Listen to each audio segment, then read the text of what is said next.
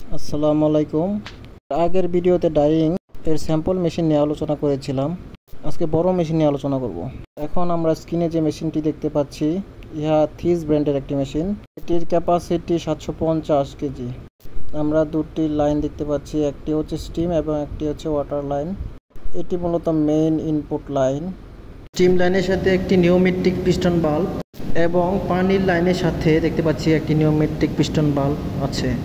ভিডিওতে যে সবুজ দেখতে পাচ্ছি এটি হচ্ছে পানির লাইন এবং এটি হচ্ছে নিউমেটিক পিস্টন বাল্ব। স্টিম এবং ওয়াটার এই দুটি লাইন একই সাথে সংযুক্ত। স্টিম এবং পানির লাইনের পাশে আমরা একটি ডায়াপাম্প বাল্ব দেখতে পাচ্ছি।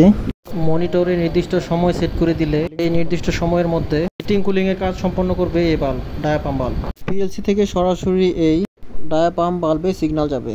এই ডায়াপাম্প বাল্ব খুললে হিটিং এ নিউমেটিক পিস্টন বাল্ব বা কুলিং এ নিউমেটিক পিস্টন বাল্বে এয়ার পাস হবে। ডায়াপাম্প বাল্বের উপরে লম্বা যে জিনিসটা দেখতে পাচ্ছি এটি হচ্ছে হিট এক্সচেঞ্জার। ঠান্ডা পানি মূলত এই হিট এক্সচেঞ্জারের ভিতরে প্রবেশ করে। এর ভিতরে টিউব আছে, টিউবের ভিতর স্টিম প্রবেশ করে টিউবকে গরম করে পানিকে গরম করায়। এক্সচেঞ্জারের সাথে যেটি দেখতে পাচ্ছি এটি হচ্ছে অটো ক্লিনার ডিভাইস। এই অটো ক্লিনার পানিতে ময়লা আবর্জনা থাকলে ইহাকে ক্লিন করে। উপরে একটি মোটর আছে, এই মোটরের সাহায্যে মূলত বার প্রেসারের কাজ করে।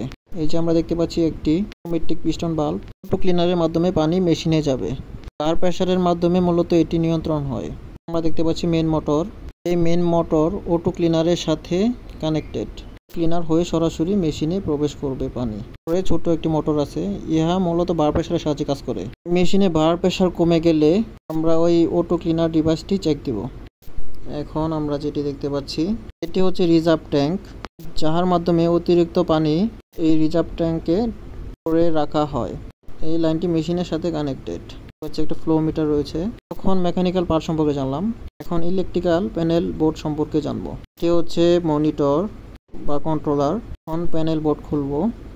আমরা প্যানেল বোর্ডে দেখতে পাচ্ছি উপরে একটা ট্রান্সফরমার এবং মোটরের কিছু এমপিসিবি এবং ডানে রয়েছে পিএলসি। এই পিএলসির সাহায্যে সিগন্যাল সরাসরি সলিনয়েডে পাঠাবে। এগুলা হচ্ছে রিলে এবং বামের এগুলা হচ্ছে ম্যাগনেটিক কন্টাক্ট, মোটরের ম্যাগনেটিক কন্টাক্ট। প্রত্যেকটা মোটরের সাথে একটি করে ম্যাগনেটিক কন্টাক্ট রয়েছে।